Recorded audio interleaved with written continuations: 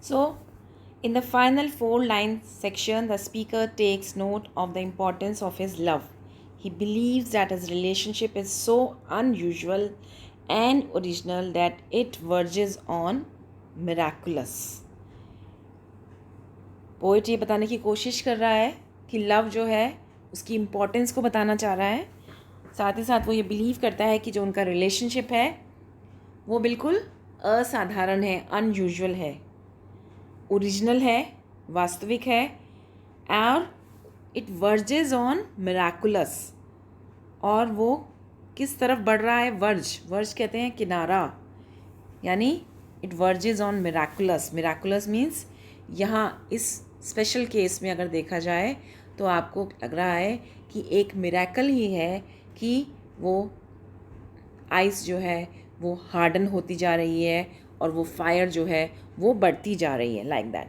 तो इसके पीछे जो डिवाइस काम कर रही है वो कैसी डिवाइस है? Wonderful device. एक आश्चर्यजनक तरीके से डिवाइस से, एक माध्यम से ये काम हो रहा है कि जो सेंसलेस कोल्ड है वो आपके अंदर फायर को किंडल करना. किंडल मतलब जलाना, मतलब वो आग की लपटें जो पिघल जानी चाहिए, जो कम हो जानी चाहिए. आग के कारण बर्फ़ पिघल जानी चाहिए, तो बर्फ़ नहीं पिघल रही, बर्फ़ तो और ज़्यादा हार्डन अप होती जा रही है, like that. He begins bye reiterating the lines he used previously. Spencer wants to make sure that his reader is clear on why he or she should care about their love. He states again that fire, which all things melts, has instead hardened ice. अब हम जो readers इस poem को पढ़ रहे हैं, हमें लगेगा कि अरे भाई क्या हो रहा है, ये व्हाट इज़ दिस. जो नेचुरल प्रोसेस है वो प्रोसेस ही बदल गया है ना. फायर जो है वो आइस को पिघला नहीं पा रही, आइस जो है वो और ज़्यादा हार्डन अप होती जा रही है. चलो, आइस हार्डन अप होती जा रही है तो फायर को ही बुझा दो, वो फायर भी नहीं बुझ रही है, उसकी लपटें भी बढ़ती जा रही हैं, लाइक दैट. तो नाउ तो रीडर जो है वो ये सोचेगा that fire which all things melt has instead harden ice. तो ये जो मिराकुलस डिवाइस से, एक वंडरफुल डिवाइस से जो चीज़ सामने हमारे आ रही है वो ये है कि फायर जो सभी चीज़ों को मेल्ट कर देती है, उसने क्या किया है? यहाँ पर आइस को हार्डन्ड कर दिया है. और वो जो आइस है जो सेंसलेस कोल्ड से मिली हुई है, यानी उस आइस को जब अगर आप हाथ में पकड़ लो तो क्या होगा?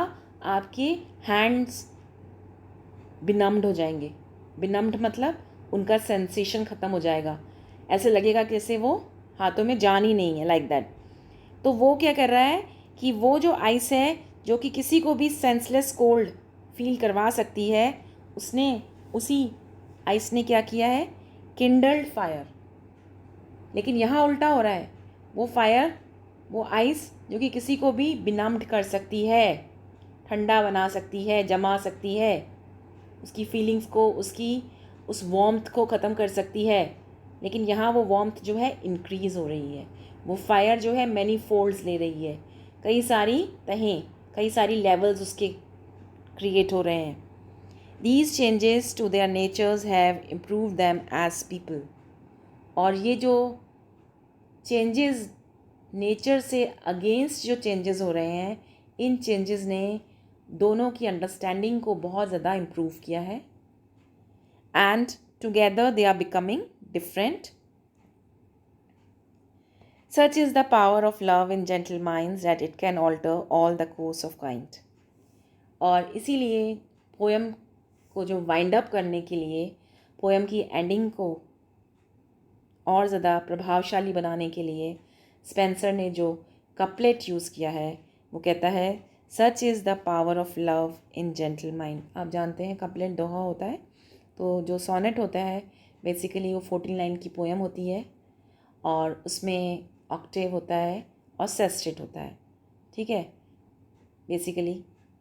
और यहाँ पर क्योंकि हम क्वार्टरेंस यूज़ कर रहे हैं तो 3 क्वार्टरेंस का मतलब है 12 लाइन्स एंड 2 लाइन्स जो मिलके कपलेट बनता है, तो 12 एंड 2 इज़ 14. तो टोटलिटी में 14 lines makes a sonnet. So जो फाइनल कपलेट है works as all of Spencer's conclusions do. It could serve as an answer to a question or as a carrier of a different opinion. तो वो उसको carrier of different opinion बता रहा है. जो final couplet है वो आपकी जो भी क्वेश्चंस अरेज हो रहे हैं आपके दिमाग में, जो भी चल रहा है, ऐसा क्यों हो रहा है, ऐसा क्यों हो रहा है, ऐसी मिरेकल क्यों हो रहा है, तो वो कहता है कि लव जो है वो बहुत ही पावरफुल इंस्ट्रूमेंट है, टूल है, और उसका इम्पैक्ट जो है जेंटल माइंड्स पे होता है. और वो इम्पैक्ट क्या होता है कि ऑल टुगेदर वो है जो है वो आपकी लाइफ का जो कोर्स होता है ना, आपका जो रास्ता है वो ही पूरा परिवर्तित हो जाता है, चेंज हो जाता है. लव जो है वो आपको इतना ज़्यादा ऑल्टर कर देता है, चेंज कर देता है. तो जेंटल माइंड्स पे इसका असर होता है. ऑल्दो उसकी बिलवेड जो है वो बिल्कुल भी जेंटल नहीं है, वो उसकी तरफ बिल्कुल भी ध्यान नहीं दे रही है, राइट. तो इसीलिए कंक्लूजन में वो कहता है कि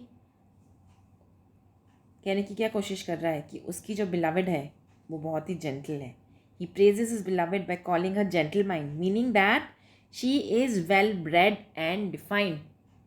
वेल ब्रेड है, वेल ब्रेड मतलब अच्छा से उसका लालन पालन हुआ है. रिफाइंड मतलब सुसंस्कृत है ना. और इसीलिए वो उसको जेंटल माइंड वर्ड उसने यूज़ किया उसके लिए. तो he says that in such gentle persons as his beloved love is love, है ना. चाहे वो उसको स्वीकार करे या नहीं करे, लेकिन वो इतनी रिफाइंड है, वो इस बात को ओपनली कह नहीं रही है, लेकिन लव तो लव ही होता है ना. और प्रेम जो है उसका असर तो निश्चित रूप से अच्छे लोगों पर उसका असर होता है.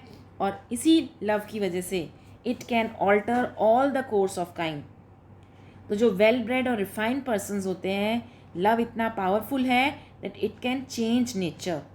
जो ऑर्डर ऑफ थिंग्स हैं, कोर्स ऑफ काइंड का मतलब होता है जो ऑर्डर ऑफ थिंग्स हैं, चीज़ें जिस प्रकार से चल रही हैं, घटित हो रही हैं, उस घटनाक्रम को ही वो परिवर्तित कर सकता है. इतना पावरफुल है love. Okay, he suggest that love is like God. For God nothing is impossible. ठीक है, कहने का मतलब उसका ये है कि लव जो है उसका कंपैरिजन वो किससे कर रहा है, गॉड से कर रहा है, और गॉड के लिए कुछ भी इम्पॉसिबल नहीं है. In the same way nothing is impossible for such a great persons love. तो इसलिए वो कह रहा है लव में इतनी पावर है to change everything. When it exist within a gentle mind it has the ability to alter everyone's life. और क्योंकि उसकी बिलवेड एक जेंटल पर्सन है, एक रिफाइंड पर्सन है, और उसके जेंटल माइंड पर उसका लव जो है उसका असर निश्चित तौर पर होगा. और इसमें उस लव में ये एबिलिटी, ये योग्यता है टू ऑल्टर, कि वो ओवरऑल टोटली उसकी लाइफ को चेंज कर देगा. एवरी वंस लाइफ, उसकी लाइफ ही चेंज नहीं होगी, बल्कि लव जो है उसके लिए एक जनरलाइज टर्म उसने यूज़ की है, बिकॉज लव का कंपैरिजन उसने गॉड से किया है, और गॉड जो है वो उनके लिए कुछ भी करना इम्पॉसिबल नहीं है. गॉड के लिए सब कुछ पॉसिबल है. लाइकवाइज तो जो बिलवेड है वो एक जेंटल पर्सन है. नेचुरली इस लव की वजह से उनका जो ओवरऑल लाइफ है, उनका लाइफ का जो पाथ है वो निश्चित तौर पर चेंज होगा, ऐसा उसे उम्मीद है. और इसके साथ ये पोएम जो है यहाँ पर एंड हो जाती है. आई होप सो कि आपको ये पोएम समझ में आ गई होगी. और कोई भी क्वेरीज इस पोएम से रिलेटेड हो तो आप मुझे बता दें, उसके हिसाब से हम फिर से कर देंगे. Thank you for joining today's class. That's all for today.